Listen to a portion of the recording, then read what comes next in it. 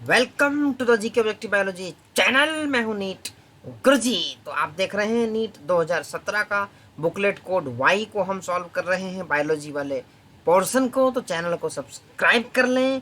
ऐसी वीडियोस जिसमें MCQ objective type questions biology chemistry physics इस चैनल पे मिल जाएगी और नीट के अंदर क्वालिफाई होने की प्रोबेबिलिटी को बढ़ा देगी। तो चैनल को सब्सक्राइब जरूर कर लें। चलिए आइए शुरू करते हैं क्वेश्चन नंबर 91। तो which among the following are the smallest living cells known without definite cell wall? ठीक है।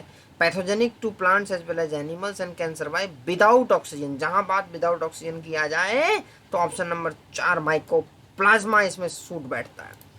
ठीक है जी, माइकोप्लाज्मा है ना, चैप्टर नंबर 2 में बायोलॉजिकल क्लासिफिकेशन में क्लास 11th के चैप्टर नंबर 2 में दिया हुआ ना, mycoplasma can survive without oxygen. ठीक है, और ये स्मॉलेस्ट लिविंग सेल्स हैं।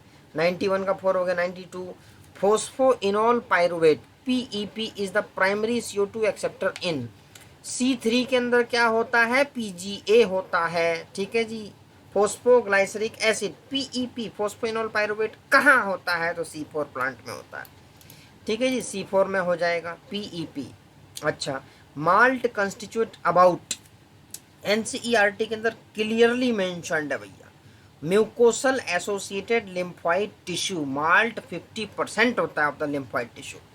ठीक है, 50% होता है, क्लियर एनसीईआरटी में है मेंशन्ड। अच्छा आगे चलिए 94 पे।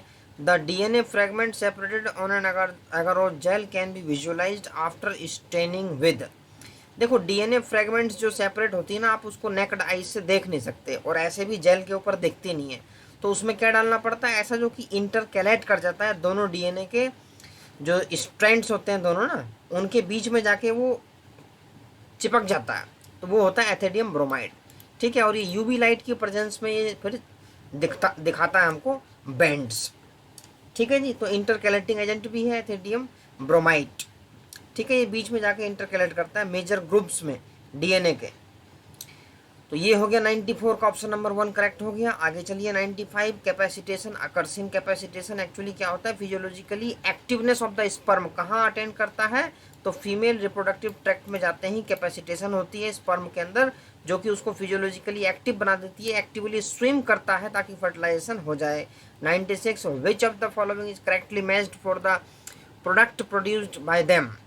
तो सैक्रोमाइसिस सेरेविसी क्या इथेनॉल बनाता है, हाँ बनाता है, करेक्ट है। एसिटोबैक्टर एसिटाई क्या बनाता है, एसिटिक एसिड, यहाँ कह दिया एंटीबायोटिक, गलत।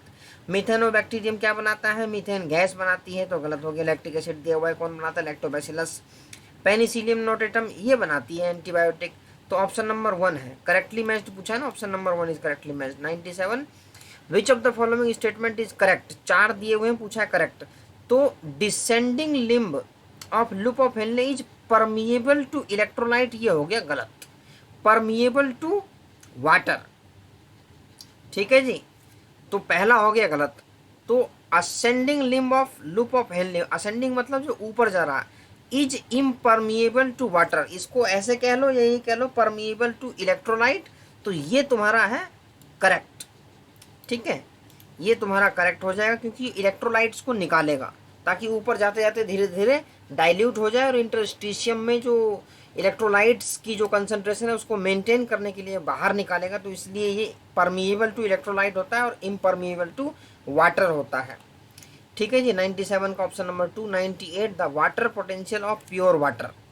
देखो प्योर वाटर की जो वाटर पोटेंशियल है वो कितनी होती है, 0 होती है, और ये रिपीटेडली कई बार क्वेश्चन आ चुका है, तो तुम्हें ये पता होनी चाहिए प्योर वाटर की वाटर पोटेंशियल क्या होती है। ये तुम्हें क्लास 11th के चैप्टर 11 में जहाँ वाटर पोटेंशियल की बात की गई है वहाँ डिस्कस किया गया है। The genotype of husband and wife IAIB IAI। ठीक है, अमंग द ब्लड टाइप्स, तो कितने जीनोटाइप होंगे और कितने फिनोटाइप होंगे। देखो अब इसका हम बनाएंगे क्रॉस, IA और IA एक जीनोटाइप, फिर IA और I दूसरा जीनोटाइप, फिर IBIA तीसरा जीनोटाइप, IBI चौथा जीनोटाइप। तो 4 तो हो गए जीनोटाइप, और फिनोटाइप कितने बनेंगे, IA और IA क्या प्रोड्यूस करेगा, A ब्लड ग्रुप, एक फिनोटाइप। IA और I क्या करेगा, A। ठीक है, ये भी A ब्लड ग्रुप, तो IB और AB, IB क्या प्रोड्यूस करेगा, AB ब्लड ग्रुप, और IB और I क्या प्रोड्यूस करेगा, B ब्लड ग्रुप। तो कितने हो गए, A A AB और बी। तो कितने टाइप के हो गए? 3 फिनोटाइप हो गए, 4 जीनोटाइप हो गए और 3 फिनोटाइप हो गए। तो 4 जीनोटाइप 3 फिनोटाइप, ये वाला ऑप्शन तुम्हारा हो जाएगा करेक्ट। 100 में an important characteristic that hemichordate share with chordates. तो हेमिकोर्डेट के पास एक स्पेशल करेक्टर होती है, फायरिंग्स विद गिल स्लिट्स। ठीक है, यही कॉमन होता है दोनों में। बाकी जो 3 दिए हुए हैं ये गलत हो जाएंगे। फायरिंग्स विदाउट गिल स्लिट्स नहीं, ये कोई भी कॉमन नहीं है। कोर्डेट्स के अंदर ये पिक्यूलियर फीचर है, फायरिंग्स विद गिल स्लिट्स। ठीक है, वेंट्रल ट्यूबुलर नर्व कॉर्ड नहीं होती, डॉर्सल ट्यूबुलर नर्व कॉर्ड होती है, एब्सेंस ऑफ नोटोकॉर्ड नहीं होती, प्रेजेंस ऑफ नोटोकॉर्ड होती है। तो ऑप्शन नंबर 4 हो जाएगा तुम्हारा शेयर, हेमिकोर्डेट और कोर्डेट के बीच में। 101 which one of the following is related to ex situ conservation. देखो एक्स सिटिव वो होती है जो हम आर्टिफिशियली क्रिएट करते हैं, इन सिटिव वो होती है जो नेचर के अंदर जहाँ होते हैं वहीं फिक्स कर देते हैं, वहीं वो उसको प्रिजर्व कर देते हैं। तो हिमालयन रीजन क्या है? नेचुरल जगह है। वाइल्ड लाइफ सफारी पार्क ये आर्टिफिशियल जगह है, तो ये तुम्हारा एक्सिटिव का हो जाएगा। बायोडाइवर्सिटी हॉट स्पॉट ये भी नेचुरल है। अमेजन रेन फॉरेस्ट ये भी नेचुरल है, तो 2 तुम्हारा करेक्ट हो जाएगा 101 के केस में। 102 विच of the following in sewage treatment remove suspended solids. जो जैसे पानी है उसके अंदर सॉलिड पार्टिकल हैं, तो वो प्राइमरी ट्रीटमेंट में ही निकाले जाते हैं। ठीक है जी, प्राइमरी ट्रीटमेंट में। तो 102 का तुम्हारा 4 हो जाएगा। 103 कह रहे हैं out of X pairs of ribs in human Y pairs are true ribs. कितने पेयर ट्रू रिब्स होते हैं? ट्रू रिब्स होते हैं 7 पेयर।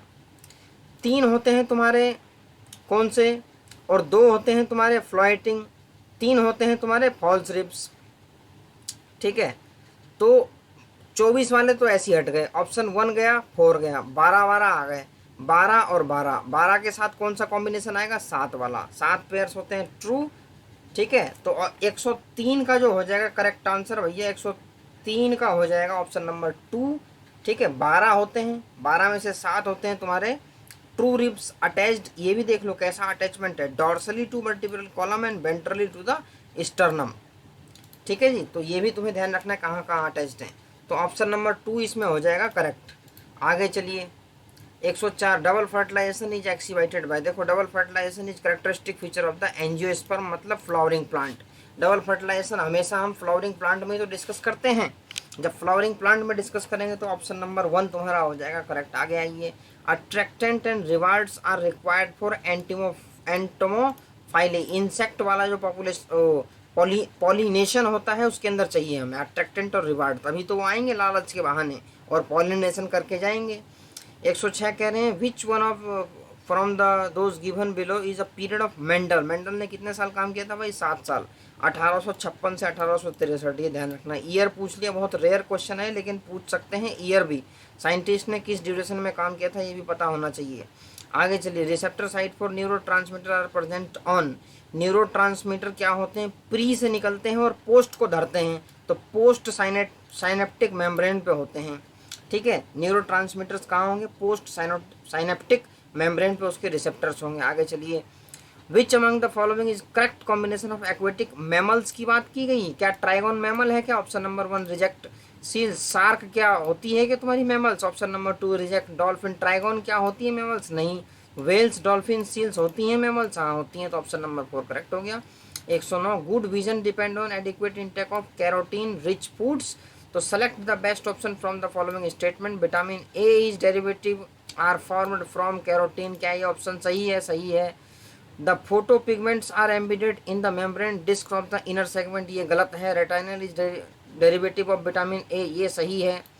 ठीक है जी, तो ए सही है और सी सही है। Retinal is a light absorbing part of all the visual photo pigment, ये गलत है। ए और सी किस में दिया हुआ है? तो ए और सी तुम्हारा दिया हुआ है ऑप्शन नंबर 4 में।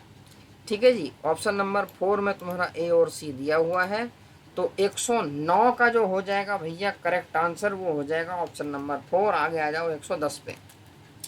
What is the criteria for DNA fragments movement on agarose gel during gel electrophoresis.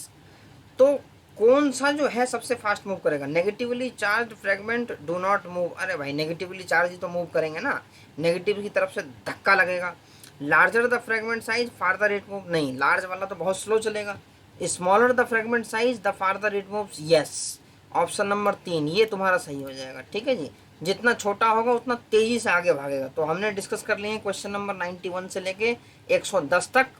और आगे वाली वीडियोस में हम और भी क्वेश्चन 2017 का, ठीक है जी, नीट बायोलॉजी डिस्कस कर रहे हैं। कोड वाई है, तो channel GK objective biology by NEET Guruji, इसको कर लें भैया सब्सक्राइब ऐसी वीडियोस को पाने के लिए, और नीट में क्वालिफाई होने की प्रोबेबिलिटी को बढ़ाते चलिए।